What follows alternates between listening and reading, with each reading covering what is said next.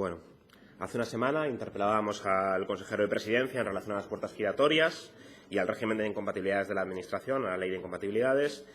En primer lugar, recordamos, nos había negado que existiesen casos de puertas giratorias y cuando se lo requerimos le presentamos hasta 19 casos de ex altos cargos de gobiernos socialistas del Principado de Asturias que, en nuestro caso, había que estar atentos, como había publicado un medio de comunicación asturiano la semana anterior. Obviamente, aunque es significativo, eso no es nada con los prolíficos casos de ministros y exministros de gobiernos que acaban en consejos de administración de grandes empresas, ¿no? Lo decíamos la semana pasada. Casos como el de Endesa, Enel, Gas Natural, Telefónica, Iberdrola. Era una auténtica vergüenza sus consejos de administración, poblados de representantes políticos que habían gestionado en esas materias. Les recordaba la estampa de Felipe González, abandonando el Consejo de Administración de Gas Natural, cobrando medio millón de euros porque se aburría. Decía que se aburría en el Consejo de Administración de Gas Natural. Repito, vergüenza ajena. Mientras tanto, la sociedad, el 93% de los españoles, considera que el favoritismo y la corrupción dañan la competitividad y los negocios en este país, 20 puntos por encima de la media europea, que la única forma de tener éxito en los negocios es haciendo uso de conexiones políticas. El 52% de los españoles piensa eso, 18 puntos por encima de la Unión Europea. Y un 88%, 18 puntos por encima de la Unión Europea, cree que los sobornos y el abuso de poder están generalizados entre los políticos. Esa es la percepción social. Les traíamos datos como una directora general de informática que acababa de manager en una empresa que había recibido 2 millones de euros de la Administración. El caso de un ex consejero de sus gobiernos que acababa de vicepresidente de una empresa que había financiado con varios millones de euros y que incluso había estado en su consejo de administración vía la participación en una entidad semipública, dependiente de la Consejería de Empleo. Bueno, en cualquier caso, cuando le preguntamos por estos casos, le preguntamos al consejero de Presidencia, lo que nos retaba era a ir a los tribunales.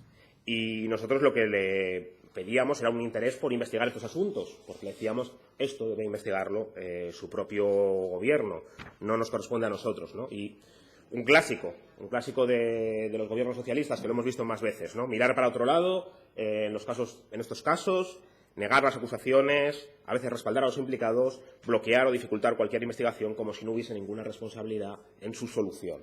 Lo acabamos de ver con el HITPA, lo hemos visto hoy con el Musel, el número 3 de Resac y Rato, ahora imputados en el caso del Musel, asciende a director general a presidente del puerto, ¿no?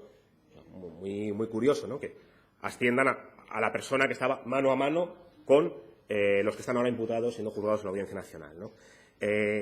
Repito, ustedes nos pedían que fuéramos a los tribunales y nosotros les pedíamos que investigasen su gobierno estos casos. Esa es su función. Por eso, en esta moción, les instamos a que presenten a esta Cámara a la mayor brevedad un informe sobre los exconsejeros, exviceconsejeros, exdirectores generales, altos cargos, cuando han dejado su labor, ¿no? ¿Dónde están? ¿Qué funciones están haciendo ahora? ¿Qué relaciones están teniendo con empresas privadas? ¿Esas empresas tuvieron relación con la Administración? ¿Tuvieron relación con sus consejerías? Hagan esa investigación. Dado que no sale por su propia voluntad, les instamos en esta moción a hacerlo, ¿no? Nos interesa saber, ¿hay paso de dirigentes del Gobierno a empresas privadas? ¿En qué cargos y funciones?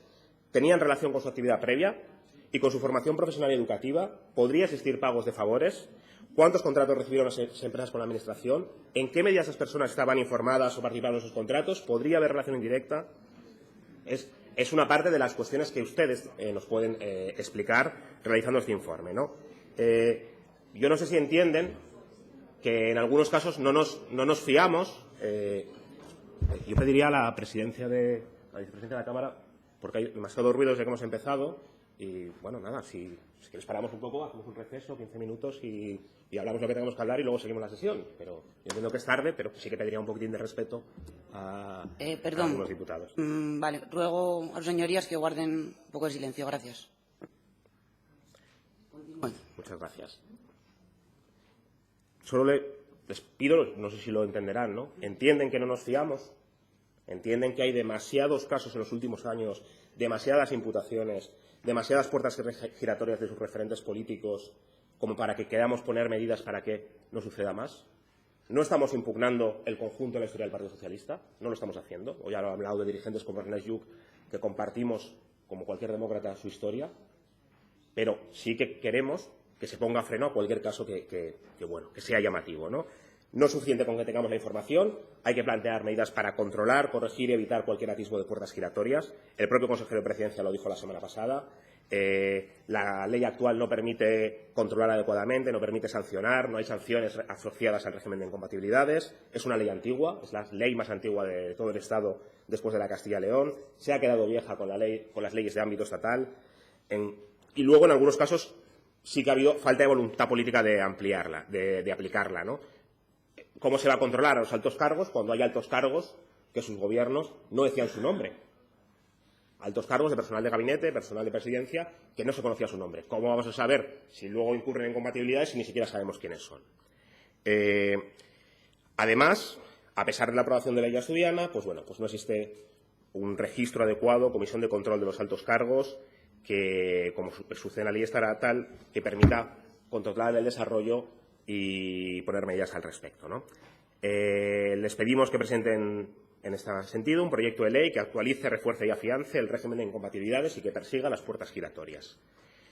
Llevan ustedes 3 años hablando de la Ley de Transparencia y Buen Gobierno. Al final no se aprobó por falta de tiempo y por importantes lagunas jurídicas. Vuelven a hablar de esta legislatura. Preséntenla ya. No esperan a que acabe la legislatura para presentarla. ¿A qué están esperando?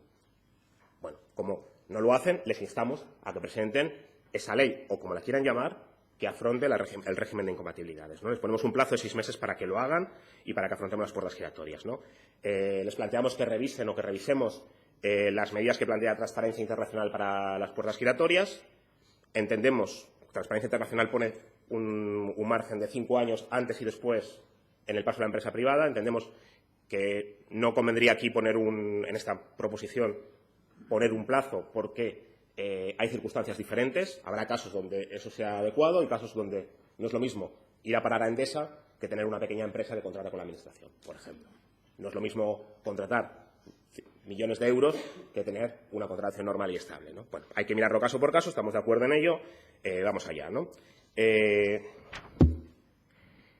Les pedimos que incluyan un régimen sancionador de lo que ahora ustedes mismos han dicho que carecemos, ¿no? ¿Qué pasa si se incumple? ¿Qué pasa si va a unas puertas giratorias? Que haya un órgano independiente con competencias en materia de conflictos de intereses, con verdadera autonomía para hacer ese control, ¿no? Y esto es importante, ¿no? Porque si el órgano que controla no es independiente, si la persona que controla puede ser cesada por el propio poder político, pues obviamente tiene poco interés en investigar ese poder político que en cualquier momento le puede cesar, ¿no? Tiene que haber un órgano independiente que controle a los dirigentes políticos que abandonan en este cuestión, ¿no? Les pedimos un registro de actividades de altos cargos que tenga capacidad de recabar información y les pedimos, por último, en el último punto, el control de los lobbies y los grupos de interés, ¿no? Que ustedes saben perfectamente que presionan, intentan influir de forma continuada las decisiones del Gobierno, ¿no? Por favor, señoría, vaya concluyendo. Termino ahora, ¿no? Les pedimos esa regulación de lobbies y grupos de interés y dar información de las agendas detalladas de trabajo del conjunto de los altos cargos de la Administración, ¿no? Nos encantaría, se lo decimos de verdad, que votasen con nosotros este punto, que votasen con nosotros esta propuesta de ley. O sea, no, yo creo que si dicen...